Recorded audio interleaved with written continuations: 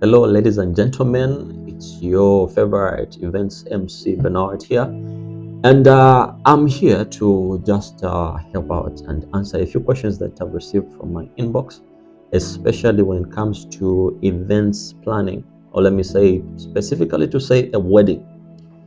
From my inbox, there is a young man that texted and sent questions to say, how can I go about my wedding ceremony planning? How can I cut down on the costs? On similar events, another lady actually also texted me to say that I'm confused and I really don't know how to go about planning for a wedding because this is my first time. So this video is here to address and help out, especially those who are vouching to organize wedding ceremonies, and for those who have relatives and they would really love to help them to plan for their weddings, especially when it comes to finances and how to acquire certain things. You will come to understand to say that three-quarters of marriages these days, young couples and newly wedded couples are finding themselves too much into debts and heavy loans before they can even start their marriages. But what is the issue? So I am going to address 5 key points, and I urge you to sit and relax, and please make sure that you listen up to the final point because this is very important. It would be very important even to advise your friends wherever you're going to be. So I'm going to start with the first point, but please, before I start, make sure you like my page, Bernard Events MC, and if you need any events consultation, please just inbox me from my Facebook page, Instagram, and TikTok. You will still find me as Bernard Events MC. On TikTok, I go about Improve with Bernard, where I share relationship advice, business and finance, financial literacy, and all aspects in improving life in general. So as we begin, let's talk about what is really important when it comes to preparing a wedding. Yes, we know you were in the position of being hunted, let me say so, being hunted as a lady or hunting as a man. Now you found that rib of yours. Now you found that dream man that you've always prayed about. What next? So this is now to bring it to your attention to say that the planning is very important. You know, Abraham Lincoln said, if you give me 6 hours to chop a tree, I will spend the first 4 hours planning and the other two chopping the tree. So you understand that planning for a wedding ceremony is very much important, and I will strongly emphasize on you doing that. The first point comes to how to go about when you need to finance or pay your dowry. So the first point is, as a man, make sure you pay your dowry, or in Africa we call it insalamu, or whichever language that you apply it to. But as a man, to save up your dignity in the family you're marrying the lady from, you need to complete the payment of this dowry. And this payment and the completion of it will give you the respect from your in-laws and also from the family, knowing that you are not getting their daughter on credit. Credit and all that. I have seen couples who have stayed more than 20 years and they've had kids, and kids have grown and they've had their own kids too, and they have not completed paying this dowry or insalamu. So insalamu, we just need as men to work hard and complete it. This is the first priority that every man is supposed to work on. Before you start planning for anything, finish paying that dowry, then plan for any other. And not to move away from that point, I urge also the men who are planning to set up or organize wedding ceremonies, please make sure when you are organizing a wedding ceremony, do not set a date for the final or the wedding day before you finish paying this in salamu. Because this will imply to say that if you set the date, meanwhile, you are still paying for the salamu, you'll be under pressure to start looking for money on both ends. You're looking for money to plan your wedding, and you're also looking for the money to finish your salamu. It will be like you're in between a hard place and a rock. And it will be very hard if you don't even have anyone from the externals to help you out. So make sure you finish that dowry. And also, I also want to urge the sisters, the ladies, the fiancés, the girlfriends, whosoever you categorize yourself to be. If you know your man is really working hard to pay your salamu, please help him out, not really to pay, but help him out to relieve certain pressures. Don't push him too hard for him to start getting you something out of his budget and all that. You are a helpmate, and for you being a helpmate in his life, he needs to be at rest, and rest starts from this point. He would see that you definitely know the direction that you guys are setting your marriage to go. What is the second point? The second point is, make sure after paying your dowry, make sure as a man or as a woman working together with this man, make sure you secure a home. Secure a home that you are going to stay with your wife, with your husband together after party of the wedding ceremony, because this is so very, very important. And every marriage counselor will ask you to say, if you get married, do you have a home to take this bride? So as a man, before you can even put anything in place or push your finances to setting up wedding ceremonies and impressing people and peers, make sure you secure a home. If you don't have a home of your own, please rent a home at least and pay possibly maybe 3 to 4 months or minimum 2 months, whichever you can afford. But make sure you pay in advance so that the first period of your marriage will be not really so much under pressure for you looking for money and daters or creditors coming to knock on your doors and ask for money. So make sure you secure that home. If you're a young man too, make sure when you secure that home, get a bed, a very good bed. Even if life is so hard, at least you need to have something very soft and very comfortable for you to lay your head on. And also, before you also get further with that, also secure foodstuffs. Get some dry things. I am talking from an African perspective, and I'm pretty sure maybe others, maybe in the diasporas and other European and Asian countries, might want to know how it is done in Africa. Possibly you will be helped with this video. In Zambia, this is how we do it. So as a man, prepare foodstuffs, that you will land on when you are done with your wedding ceremony and all, so that you don't have to be up and down and looking for money and food and all that in the first period of knowing each other and enjoying each other's time. So that is the second point. Make sure you do that. The third point is, when you are planning for a wedding ceremony, make sure you engage each other, the husband and the wife. Make sure you work together, because I remember when I was preparing for my wedding ceremony, I had made sure that with every event or every venue that we were supposed to visit and check it out, we were going together. I made sure that we are together when we're making the disagreements and the agreements on certain things. Do not make this move alone.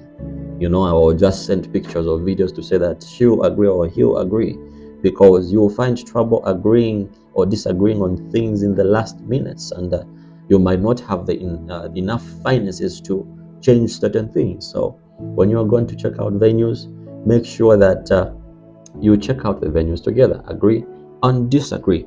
And please make sure on this point, engaging and planning with your partner, I would emphasize getting to organize a very wonderful wedding. Please get me right.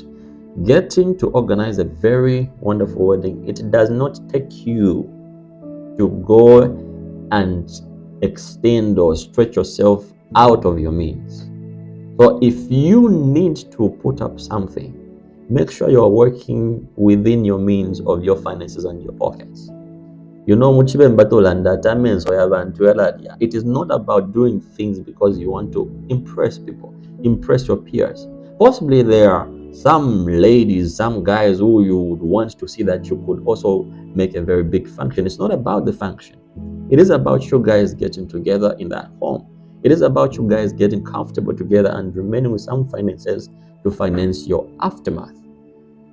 I do not really encourage young couples, especially for those who are planning wedding ceremonies, to book for big, huge venues and huge stuff that will leave their pockets empty.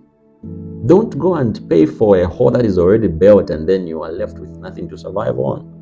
If you are humble enough, try to choose someone, possibly maybe amongst your family members, friends, and all that. If they've got a big yard and you can arrange that yard, landscape it, or something like that, make sure you go on a cheaper side. Come with the decors, come with the cars, and all that. I've got about, let me say, five main things that you need to consider as the number one priorities when you're preparing for the wedding. One, consider investing much in food.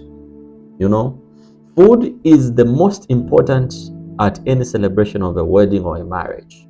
I remember I had attended a wedding that was organized, and the venue was at the government complex. You know, those halls cost about 25,000 kwacha and more. And I attended that wedding. But you know what happened? When I was in the queue to get the food ran out, and the only thing that I could get was plain rice, white rice on a plain white, plain plate. And that was so disappointing to me to know that the couple booked this hall and they had used so much money, but they overlooked preparing enough food for the guests and the invited people. So people went out with complaints. People went out bitter because of, well, whatever it was, the glamour, the looks, the dresses, and all that did not matter to them as long as they did not eat well. So invest in food. Make sure, if you cannot afford to book a venue, that caters, inclusive of the plates per plate, per invited guests, and all that, please make sure you book the venue, rather you book the venue separately, and you book a chef that can cook the food separately, so that you can also leverage on how you spend money, because that way you will also be helped and you have full control of how you manage the food and the distribution of everything. So everything that you do, please plan together and also talk with your fiancé, your to-be husband, your to-be wife. I also want to strongly encourage and urge our sisters to say that, God made you as helpmates. So if you are a helpmate, be and take up that position in the right way. You need to be a helpmate. Give the rest to that man. Don't pressure him to get too expensive stuff compared to what he earns or his income or business, whatever his pocket can afford. Don't be too exorbitant in what you need, because it's your day and you've been dreaming to have this day coming forward. There is life matters after the wedding party, and that is what people are really looking forward to. People will just come and eat, and some people will not even be appreciative about the things that you organize, but the onus is upon you. How are you going to live afterwards? So make sure that you help each other. If you can't afford to buy a wedding dress, there are a lot of people that hire wedding dresses, and good ones. If you cannot really rather try to get or buy things for yourself, hire them out and save some money. I have an elder brother who actually did his wedding within 2 months, and they saved up a lot of money. And you know what happened? In the following month after the wedding, he bought a car out of the money that he saved up with his wife. So that is another financial literacy that you as a couple, you need also to learn how to go about planning a wedding. All right, not much more to talk about that. The third point, or let me say the fourth point, I would also want to encourage you guys. However you do or whatever you do, do not get a loan to finance an event over one day. Please. Couples and marriages are breaking apart within few moments and months of marriage because of financial issues. Why? Because if you vouch to get a loan, let's say a man gets a loan and he plans to repay it within 5 years or 10 years, which means the first few months or the first few periods of the years that you're going to be in that marriage, the man, instead of providing and giving you, the wife, a good life, he will be repaying that loan. So all this time around, you'll be suffering and stretching your lengths just to find extra money. So make sure, if you cannot work within your means, try to engage also some family members who can come in and encourage and help you out. And also avoid trying to engage too much of committee members, those committees that have got the power to say they cannot contribute unless they attend the wedding. It depends on how many guests that you are trying to invite at your wedding. But if you are planning to give much more, do not increase the number of committees, just a few will do, so that you can also cut down the foods and whatever you plan for the number of the guests. Last but not the least, I encourage you, whatever you do, please save up for your honeymoon. Save up for your honeymoon. Why am I saying so? So I hope that you have liked the page. I hope that you are following this page and also inviting your friends before I elaborate on this point. Why am I saying that? Plan on your honeymoon. Plan for your honeymoon and save up for your honeymoon. There is time that you guys have to spend a time of two away from the cares of the world. This is the time, very, very important. Don't forget this time. Invest in your honeymoon, because you've never known each other under one roof. This is the first period of your marriage that you're going to stay under one roof. So make sure you save up money. If you need to go anywhere, it's your time, it's your money, it's your expense, it's your feeling good. So you need to feel good when you are getting into this marriage. And also never forget to save up for your marriage aftermath. So the wedding that is set for a ceremony is not the actual wedding. The wedding starts a day onwards after your ceremony. So don't be cheated to please other people's eyes, to say, no, they need to see. No, they just need to know that I can also do it. It's not about you showing off. It's about the two of you. God has blessed you with that man. God has blessed you with that woman. So make sure you live within your means and enjoy the money together afterwards. People will always come and complain. People will always come and go. But your marriage is supposed to survive.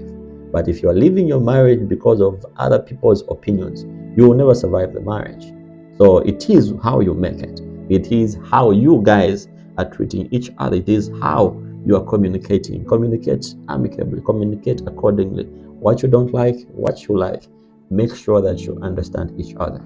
This has not been none other than your favorite events MC Bernard. Please, if you need any relationship consultations on weddings and events planning, please just holler and or just text or call at me and we'll get in touch with you. I'm at your service in anything that you would want to know. Until next time, take care. Cheers.